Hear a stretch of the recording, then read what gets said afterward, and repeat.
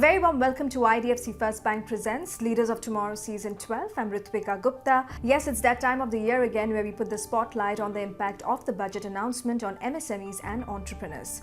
Tonight's episode will put together a panel discussion where we will break down key budget announcements aimed at empowering MSMEs. We'll explore how these measures, startup funding, the future of skilling, and how the new export initiatives can open doors for businesses to scale globally. Joining me live for this budget special panel discussion are Mr. Sunil Subramaniam, market expert, Mr. Nilachal Mishra, Partner and Head of Government and Public Services, KPMG India, Mr. Vinod Kumar, President, India SME Forum, Mr. Rajiv Chawla, Chairman, MSME of India and Founder and Chairman, Jairaj Group, and Professor Chandan Chowdhury, Senior Associate Dean at Indian School of Business and Executive Director at Munjal Institute for Global Manufacturing.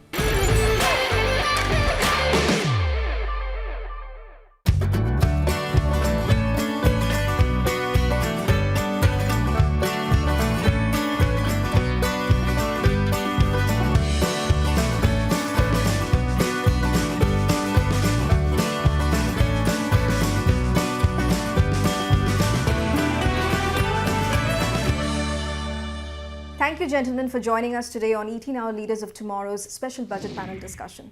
So by way of opening remarks, tell me, what is that one big headline from the budget announcement that caught your attention this time round? Mr. Sunil, let's start with you. For me, the biggest thing is I think the government has removed the focus away from itself and its expenditure to the private sector, the Aam Janta. So I think they have shifted the focus of the growth onto the larger economy rather than tom-tomming the government capex as the main driver. Sure. So I think they have downplayed that and they have used the MSMEs, the retail middle class and everybody else with the responsibility of helping the economy to grow.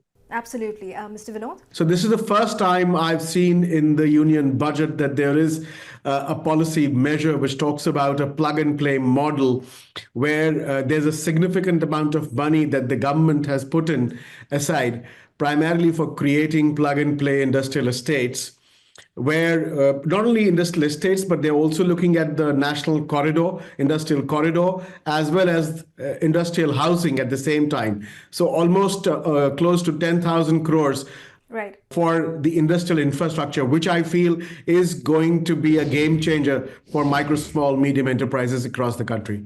Mr. Rajiv? Perhaps the best thing that caught my attention this time is the word double. The government has doubled lots of things. They've doubled the definition of MSMEs with respect to turnover and investments.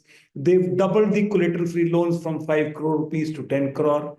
They've almost doubled the tax exemption limit from 7 lakhs to 12 lakhs. So this word double actually attracts my attention, and this is actually showing India's big leap towards exponential growth in every area and every direction. Mr. Mishra? I think what I would like to say, two parts to it. Number one, obviously, this budget is a populist budget here. If you look at it for the middle class families, the tax exemption from the 7 lakhs to the 12 lakhs, that's a welcome thing. It's kind of a people's budget, as the Prime Minister said it. Second part of here is, if you look at the budget, a lot of focus is on how do we, India, become a self-reliant. Like there's a manufacturing in India, focus on the SME development, and also focus a lot on the exports. So there is a lot of focus on how India becomes a self-reliance as we go ahead. Dr. Chowdhury? If you look at this year's budget, I think there are many interesting features. But if I have to just say one item, I would say that the focus on MSMEs, along with innovation, I would say that this is a very, very important aspect. So now, with the budget raising MSME investment and turnover limits and doubling the credit guarantee for micro enterprises, up to 500 crore turnover enterprises now fall under the MSME definition. And there's also been an announcement for customized credit cards with a 5 lakh limit for micro enterprises. Do you think these will give the MSMEs the boost that they need to stay competitive, or are there still gaps that need to be addressed for real growth? Mr. Sunil? So I think the reason the focus on the MSME is they are the largest employers. So I think this is primarily at addressing the unemployment issue because only with MSMEs can you have a large number of labor-oriented work. Now, the biggest challenge that they face, a lot of the funding-related challenges has been addressed here. I think that's been good. But demand is the ultimate problem, right? So whether the MSMEs are selling to the domestic, I think what they've done to the middle class and all of that would help a lot of direct-to-consumer MSMEs to do. But, we have this overhang of tariffs and how the exports are going to do. So I think as those things with Trump play out, the government will probably need to step in and support them a little more in terms of an external orientation. So I think that's one of the key things that the government need to additionally do post-budget. Mr. Vinod? I don't think it's going to make a lot of difference for micro or small enterprises at all. Right. So what's going to happen is somebody who was a medium today with turnovers of somewhere around 99 crores, who was not a small entrepreneur, will now be classified as a small entrepreneur. But as far as micro and small is concerned, there's no benefits that accrue to one and not to the other. So they would have anyway got advantage of the benefits. Absolutely. But as far as now, the difference would be some of the enterprises which were on the brink, which is like 50 crore to 100 crore, yes, they will now be classified as small, so they will get certain amount of benefits. Now from 69,000 medium enterprises which were there, so my feeling is anywhere between 22 to 23,000 enterprises will benefit from that. And as far as the higher upper end is concerned, where you have medium enterprises, large enterprises which were not there in the picture. So my feeling is another 4,000 enterprises are now going to be classified as medium. So they will get some additional benefits. So that is the number of people that are actually going to get benefited. Mr. Mishra, do you agree? See, the focus is there. Now the access to funds, as has been clearly said, has been given in the budget, right? The credit access, the credit cards which will be given, that's what they've announced for it. So the access to funds now has been given. Now, second, I think if you look at it, what needs to be done going forward is we need to understand is what is that infrastructure creation to enable them is something is important for us to think through. I think one is access to finance, but secondly, if we don't create that infrastructure to enable them to implementation, then there will be overall delay in getting what the objective which we want to do. Mr. Rajiv? So in this budget, we see a couple of things. For example, the government has added another 10,000 rupees to the existing fund of funds. And then the government has doubled by creating a second fund of funds for startups and giving another 10,000 rupees there. So 10,000 crore there. So this is again doubling of one thing. Sure. Likewise, collateral schemes from 5 crore to 10 crore from the MSEs. So I believe a lot of things are being addressed. There is one thing, of course, which is missing in this budget. Sure. The fund of funds is addressing the requirements only of the startups, not of the MSME sector. MSME sector also requires equity support and equity funding from some such funds. Unfortunately, even though the fund of funds was initially aimed at the Atmanirbhar scheme for the MSME sector, it is catering only to the startup requirements. And this time, even though a second fund is being created, MSMEs are still bereft of the benefits of these coming as equity. MSMEs still have to rely upon debt funds from the financial institutions. Dr. Chowdhury? I would say it is good because companies will be encouraged to make investment. Otherwise, there is a tendency one would artificially try to be dwarf. So I think it is a good initiative. Absolutely. And then we are going up to 500 crore when you talk about turnover for an MSME definition. Yes. So this is a very good initiative. But just one very important aspect that we need to keep in mind, next year when you look at MSME's contribution to GDP and export, just by virtue of change in definition, the percentages would go up. So we need to keep a track of the progress with older limits and new limits. So that will be a very, very good insight. Sure. And speaking of Make in India, with the National Manufacturing Mission supporting small, medium and large enterprises, and even a push for India to become a global hub for toy manufacturing, what's your overall perspective on the future of manufacturing in India? Mr. Sunil? Policy is essentially a China plus one extension, right? So I think China, if you read the economic survey, right, China is equal to the next 10 countries in terms of manufacturing share. And why I would like to point out is you look at the per capita incomes, right? America is at around $80,000 per capita GDP. China is at $13,000, and that's why Chinese made products made their way into America because of the cost advantage. But India is under $3,000. So there is a further cost advantage to the American manufacturers for shifting from China to India. Now, that can't happen in a wholesale big way, but through MSME, through these, enabling these, we can get these small intermediate manufacturers coming in here. Well, absolutely. And Vinod, bringing you in here, just before the budget, the government also announced the Mutual Credit Guarantee Scheme for MSMEs, which will extend credit guarantee coverage of up to 100 crores for the procurement of equipment and machinery. Do you think this will give a boost to manufacturing and thereby make in India? You see, Ritwika, if we look at the entire manufacturing ecosystem, so what does an entrepreneur need in order to become a manufacturer competitive enough to actually be part of global supply chains? You need infrastructure. Now, for example, when you compare Vietnam or China or any one of the other countries that are trying to compete with us, or we are trying to compete with globally, what happens is infrastructure is available in most of these countries, which is plug and play. B, most of the places have worker housing along with this. There is huge network of logistics, transport, and all the other things to take my material to the port or to the airport and all of that. So I think what the government has done today is the first step, wherein we are talking about setting up huge industrial clusters, which will be self-sufficient in the format of plug and play. It'll have worker housing. It'll also be integrated in terms of logistics with both our ports and airports and everything else. The second part of this is labor. We need labor which is skilled. Finance Minister did talk about the fact that there is the employment guarantee scheme, which talks about 20,000 crores. There's another 10,831 crores for the internship scheme. There's the PME-GP. There are 4 or 5 schemes that are focused on getting you interns so that they can be trained and created into usable labor.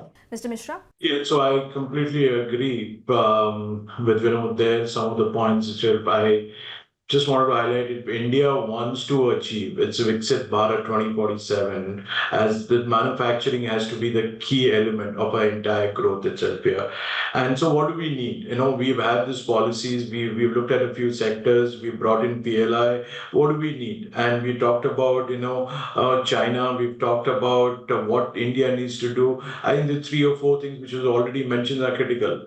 Plug and play infrastructure, if you don't have it, obviously the cost of doing business is really high. So you need to bring in a plug and play ecosystem in order to get it done. Second, it was clearly said, skilled manpower. Now, how do we build in the skilled manpower so that the capacity building needs to be brought in there?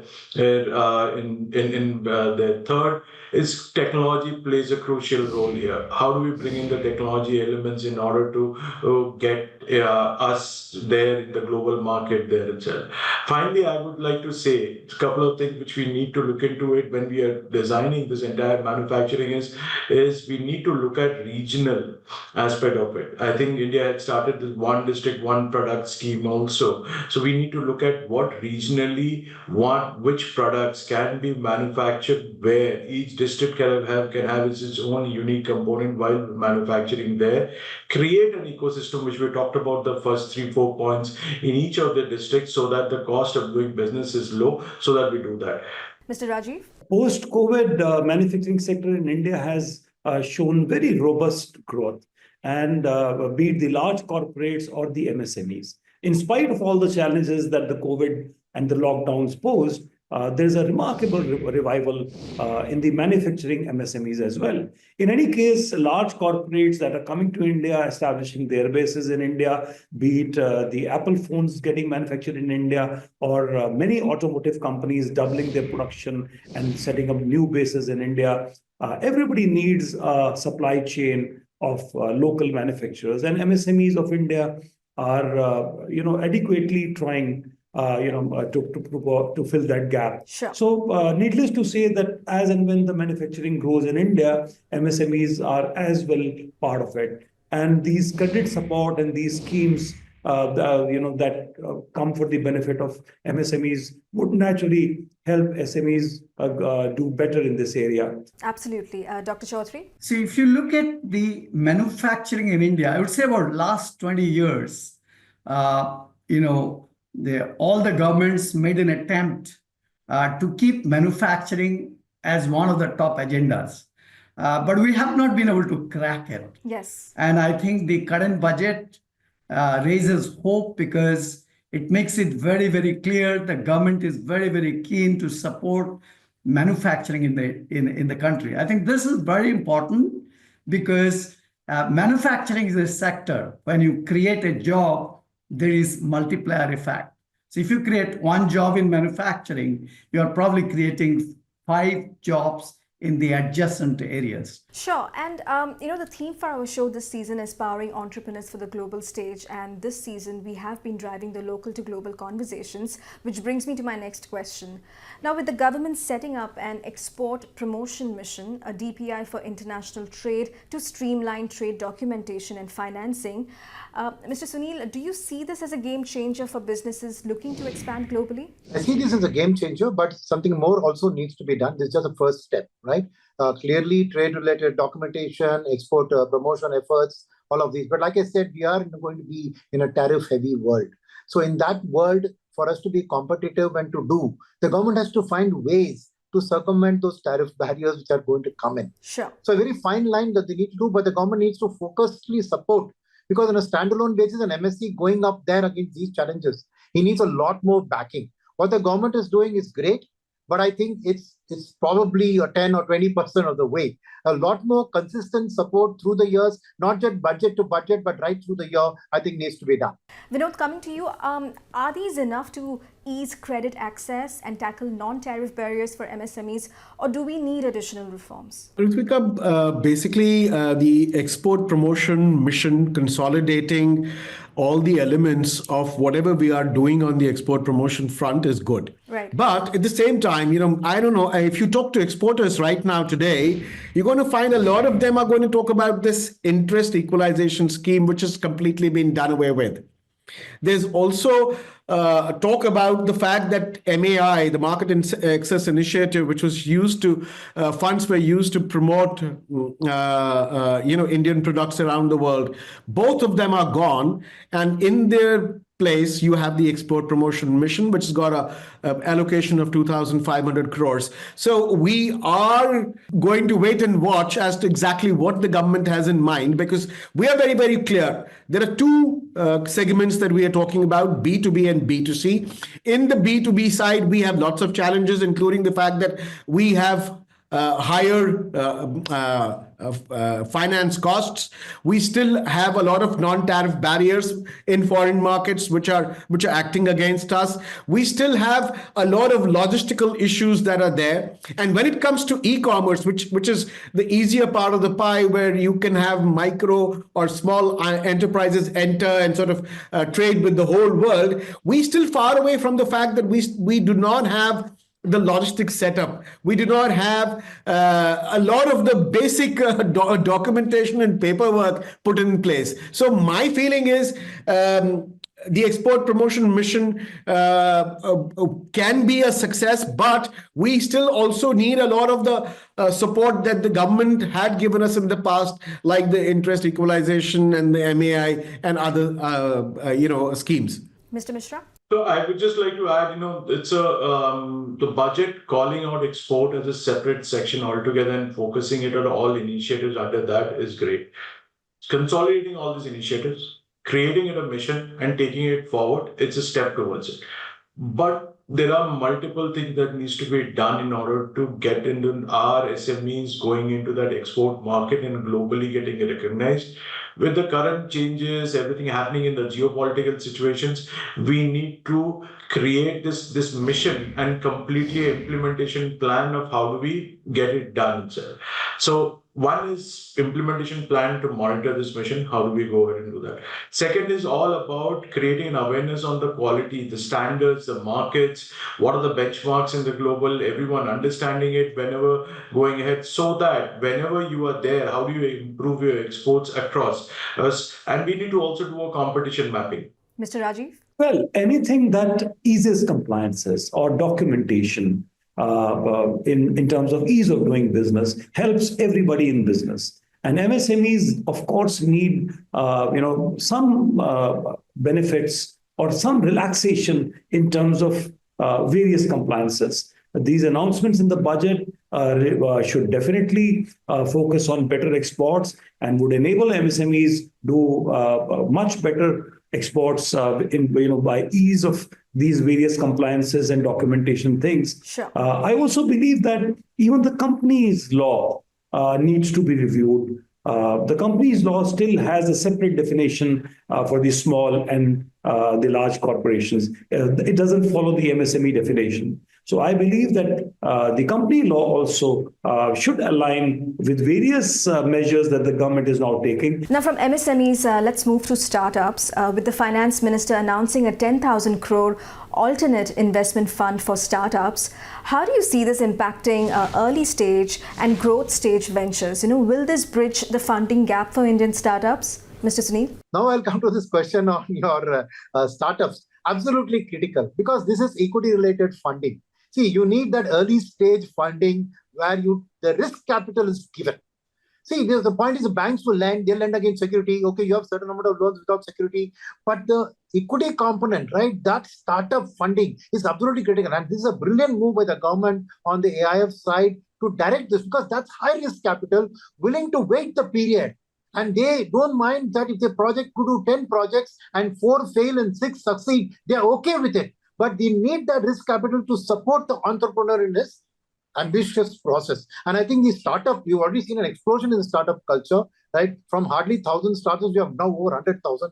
But we need far more, because the youth of our country, right, is increasingly looking at what can I do on my own? And all efforts that you can do to finance and help them take that initial hurdle crossing is welcome. And I think this is a great move by the government. Mr. Vinod? Completely agree with Sunilji. In fact, if you look at the challenges that India has today, we are talking about, issues that we are far behind when it comes to deep tech, AI, all our sustainability focused sectors, which are like, we're talking about waste management, we're talking about water conservation, a lot of issues, challenges that we have in urban societies. So whether it's biotech, clean energy, AI, we need loads and loads of funds so that we can create or support ventures that are at an early stage to actually create an impact. So extremely important, and the government has actually walked the talk as far as supporting startups is concerned. So completely agree with Sunilji on this. Very important move. Mr. Mishra, your thoughts? Entire initiative of the seed money which is being given to the startups, because one of the biggest thing is in India right now is the changing the mindset of the people of the startups there to take ability to take a risk there. Now, if the government is providing the risk capital and helping them take that risk, it's very important for them to innovate and come up, and many ideas are there and then come up itself. That's one part of it, and I think it's important for us to give it. The second part of it, the government also needs to also look at it going forward. Once the startup has come in and the risk and the capital initially the money has been given and a new product and innovative idea is doing, how do they tie up with larger companies to take it up, to scale it up? I think the scaling element needs to be there. First is creating this entire ecosystem. That's a great move. Second is the scaling part of some of the startups. How do we look at it is something which we also need to develop that mechanism. Now, there was also a focus on skilling, with the government setting up 5 national centers of excellence for skilling and a dedicated AI center of excellence in education with a 500 crore outlay. How do you see these initiatives shaping the future workforce, women participation, and also help India achieve its vision of becoming a global leader in technology? Mr. Sunil? Basically, I think this is probably the most critical part of our efforts to grow. And I'll tell you why. I pointed out the difference in the per capita incomes, right? Now, obviously, that translates into a difference in per capita wages. But you'll be surprised to know that while we are 1/4 of China in terms of the per capita income, we are, in terms of labor cost, much lesser the differential. But further, when you look at the productivity of labor from China to India, we are hardly at 40% of their productivity. And this lack of skill, because we are only getting the low-end work, assembling an iPhone, which is like putting a jigsaw puzzle together, right? With all the high-end stuff, right? Unfortunately, all our engineers are headed towards IT companies. What we need engineers to come into basic electronic, basic engineering, basic civil. So I think one is the diversion of people away from this software. I think the parents have to be blamed for pushing their children into software. But the hardcore IIT, I was happy to see them say that they're increasing the intake at the IITs, right? That's one thing, but that's very high end. But at the basic skill level, right, our productivity has to improve, and skill is the far most important thing. So I think this is a very good step. It's continuing. Every budget they speak about the skill, but I think that it needs to be at a far greater scale. I still think that the government is undershooting this problem. While they're giving lip service, putting some efforts behind it, I think there's a lot more that they need to devote to it. Probably resource constraints are there. Similarly, on the AI part, 500 crores, it's nothing. They should have done 5,000 crores. The kind of deep sea kind of a thing that's happening, we need to live from. But why the government is hesitating is because AI is under-labor creation.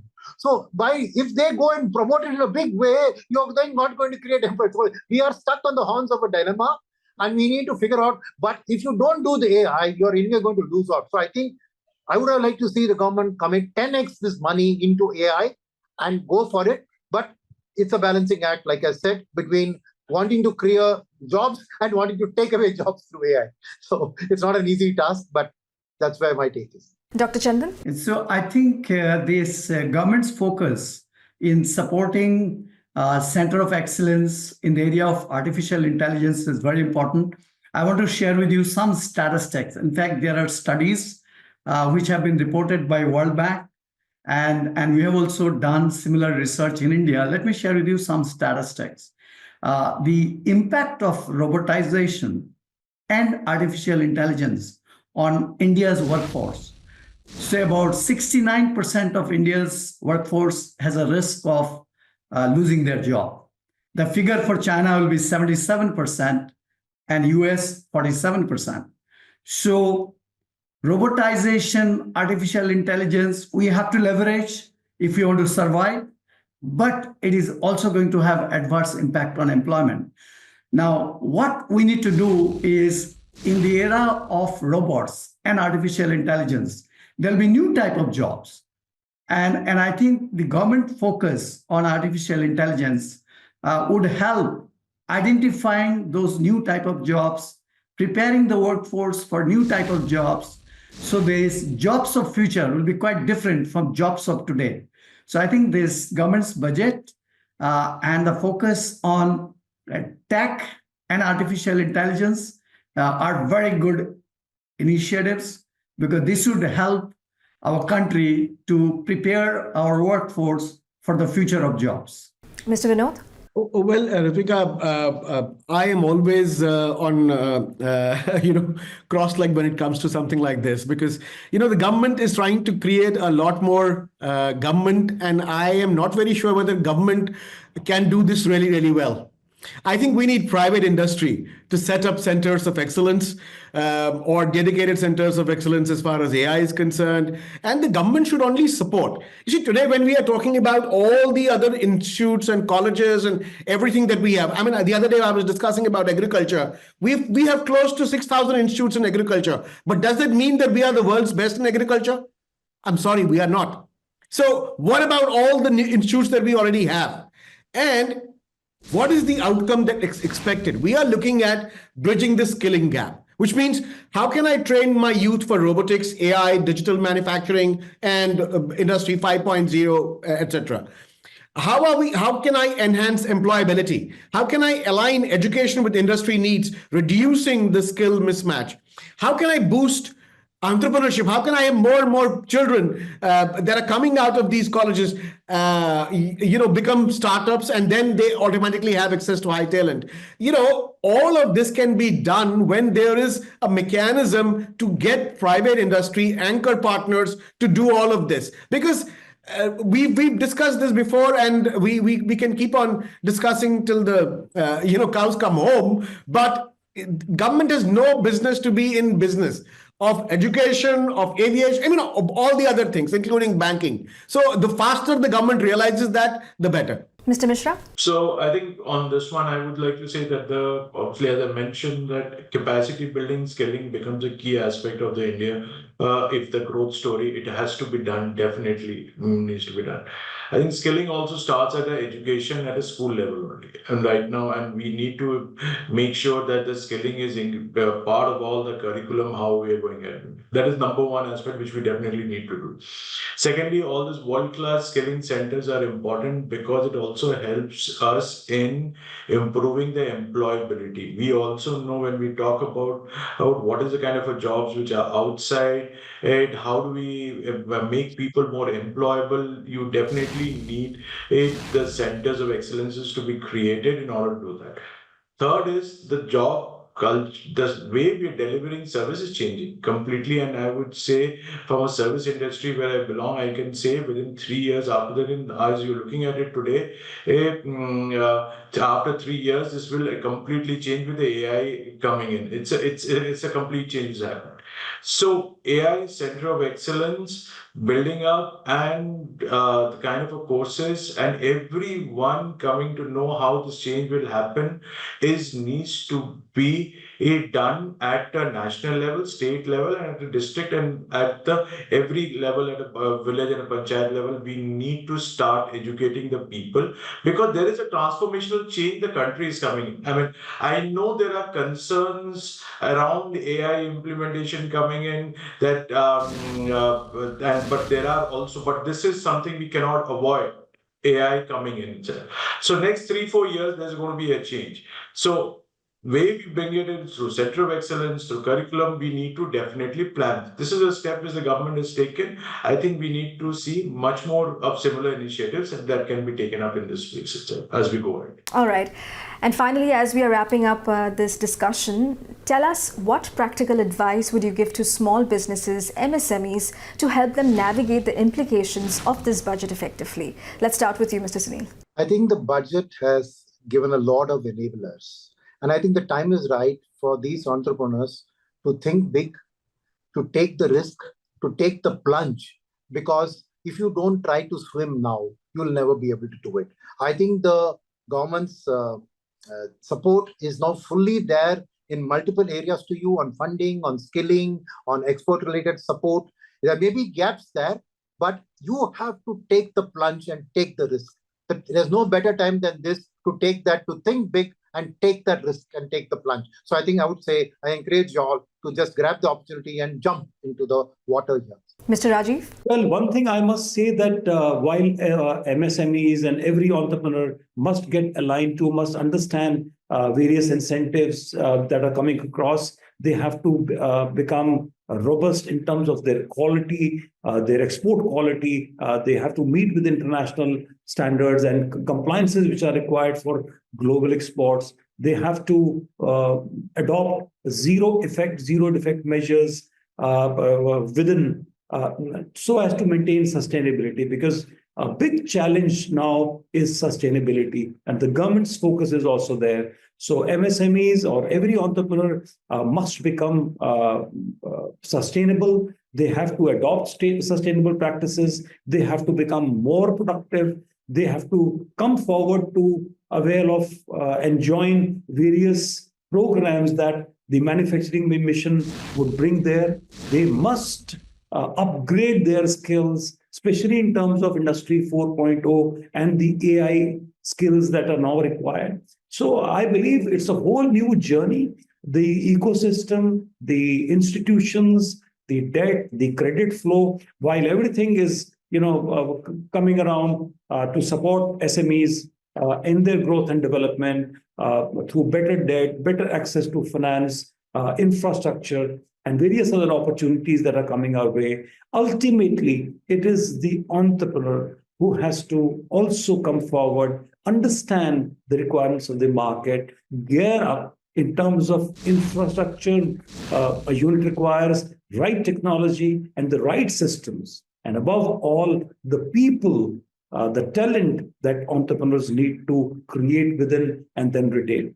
So I believe a lot of onus is upon the entrepreneurs as well now. Now that the government is so proactive in terms of tax benefits that it is giving, in terms of rationalizing TDS and TCS, in terms of rationalizing various duty structures in customs, giving relaxation to many other areas.